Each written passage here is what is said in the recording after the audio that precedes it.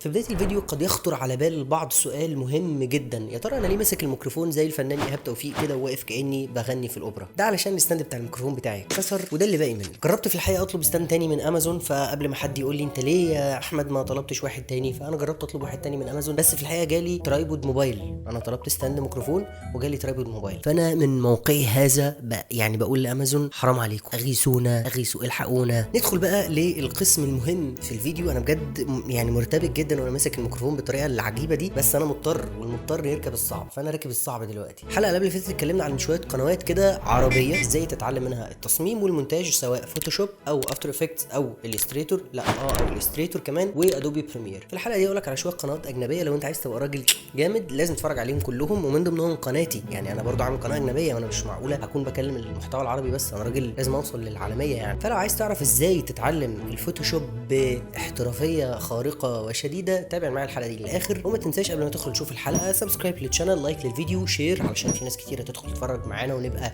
حفله كبيره كده ومجموعه كبيره من المصممين. واكتب تعليق قول لي عايز تشوف ايه في الحلقات اللي جايه، او اكتب تعليق قول لي في اي حاجه، قول لي هاي او قول لي اي حاجه في التعليقات، خليك كده راجل جامد. ومن غير ما اطول اكتر من كده في الانترو، يلا بينا نبدا الفيديو.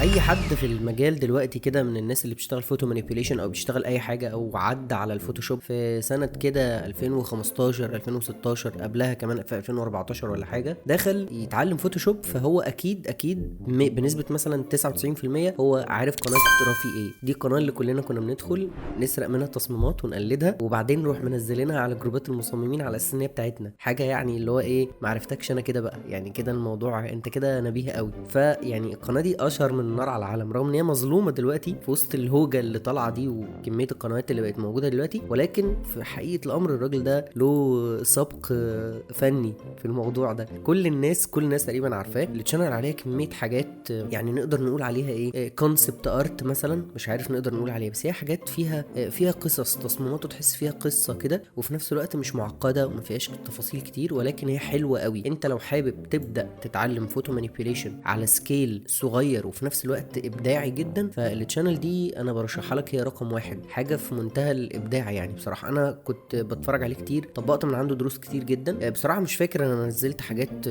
من اللي انا عملتها دي على جروبات المصممين قبل كده ولا لا، بس كل الناس انا فاكر كان كل الناس تدخل تنزل، وحتى التعليقات كانت ايه، طب ما تقول ان انت جايب ده تصميم متقلد، ده توتوريال. كان لسه حوار التوتوريالز ده ما اتشهرش قوي في وسط الناس زي ما هو مشهور دلوقتي يعني. كان مشهور اكيد بس مش زي دلوقتي. فتشانل رافي ايه دي تشانل نمبر 1 اللي انت لازم تدخل عليها. والثلاث قنوات الاولانيين دول هم كلهم مختصين في التوتوريالز الطويله وفيهم شرح الحاجات. الشانل نمبر 2 في الموضوع ده الشانل فوتو مانيبيوليشن اوفيشال، اللي هو جروب، عندهم جروب كمان على الفيسبوك مشهور قوي، والشانل دي عليها كنوز من الدروس اللي تقدر انت تستفيد بيها في الفوتو مانيبيوليشن. بص ليسون 1 وليسون 2 ده يعني ده درس كامل في الديزاين ده.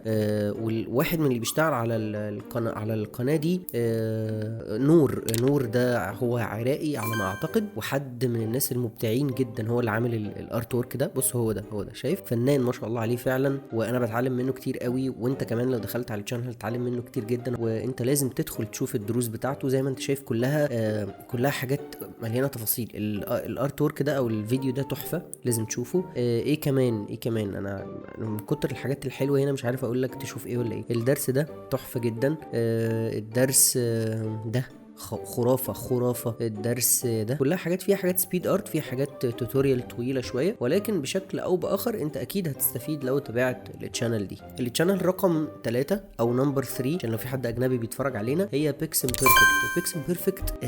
انت لو انت عايز تعرف كل اسرار الفوتوشوب وازاي، لو انت بالذات لو انت راجل فوتوغرافر، او حتى لو انت راجل بتشتغل كومبوزيتنج اللي انت بتشتغل فوتو مانيبيوليشن، الحاجات اللي احنا بنقعد نعملها دي، لو عايز تعرف الاسرار وازاي تبقى محترف فعلا انت لازم تشوف التشانل بجد. يعني انا عارف ان انا قلت كده على القناتين اللي فاتوا، ولكن دي هي اهم حاجه انت لازم تتفرج عليها. يعني بص هو بيعلمك في الفيديو ده، اعتقد انا لسه ما شفتوش ولكن استنى كده ندور عليه، بس بيعلمك ازاي تحول الصوره من الشمال لليمين. انت اصلا لو شفت الصوره اللي على اليمين دي عمرك ما تعرف ان هي متركبه، مستحيل تعرف ان هي متركبه. فانت اكيد ايه شايف الحوار عادي لحد دلوقتي، ولكن لما تتفرج هتفهم انا بقولك ايه. بص كده، بص الدمج، الصوره دي اصلا مقصوصه، هو عملها بالشكل اللي على اليمين ده في البتاع ده، يعني حاجه انا مش عارف الراجل ده اصلا وعامل هاك تقريبا للفوتوشوب او حاجه، انا مش عارف هو بيفكر ازاي او بيجيب الحاجات دي منين اصلا. حاجه مبدعه جدا، لازم تتفرج عليه، هتستفيد منه كتير جدا. التشانل دي بقى نمبر 4، انا ما بعرفش انطق اسمه لحد دلوقتي، هو بينطقه في كل الفيديوهات بتاعته ولكن انا فعلا مش عارف انطق اسمه. هو تقريبا الماني او روسي، هو عارف الناس اللي بتتكلم ويلكم ماي فريند تو ذا ماي فوتوشوب ارت ورك،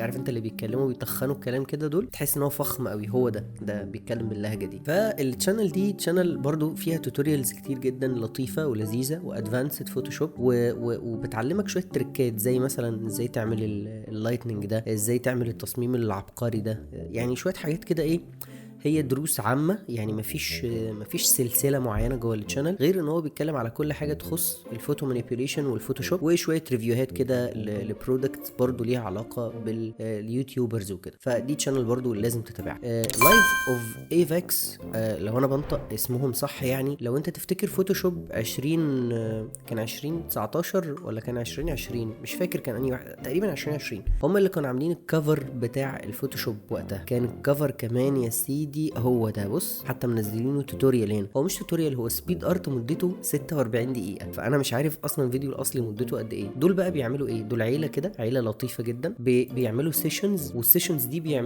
بيحكوا بيها ستوري معينه في اي مناسبه، يعني كان ليهم ستوري كده او حاجه ليها علاقه بالهالوين، ستوري تانية ليها علاقه، بص ده مثلا ليها علاقه بالهالوين، وكانوا عاملين حاجات تانية غير ده كمان. هم كلهم الارت ووركس بتاعتهم معتمده على السيشنز اللي هم بياخدوها لنفسهم، يعني الصور دي هي دي الارتست اللي بتشتغل وجوزها وعندها 3 عيال، فالموضوع ويرد جدا وحاجه كرييتيف قوي. انا وفعلا مستوى التوتوريالز اللي هنا غريب جدا، يعني حاجه ادفانسد قوي. هما بيعملوا كل اللي احنا بنعمله ولكن بيطلعوا نتائج غريبه ما شاء الله، يعني انا نفسي ابقى ايه في نفس الليفل ده قريب في وقت من الاوقات. هننتقل في المرحله اللي جايه او من بدايه اصلا الشانل دي الى الحاجات اللي فيها سبيد ارتس، مش توتوريال كامله، تمام؟ زي ليرنينج سكرين شانل مشهوره جدا ومعروفه عند الناس اللي بيعملوا تصميمات، واحيانا بيسرقوها برضو وينزلوها على ان هم اللي عاملينها، ما اعرفش ليه بيعملوا كده، بس دي عليها حاجات كونسبت ارتس برضو وستوريز كده معموله في تصميمات شكلها حلو وليهم مود وستايل معين، زي ما انت شايف اغلبه كده تركواز، مش فاهم ليه اللون ده بس هو لون حلو قوي والستايل بتاعهم جميل وفيهم تفاصيل كده حلوه قوي. وكمان بيبيعوا الحاجات التوتوريالز بقى اللي هي الكامله،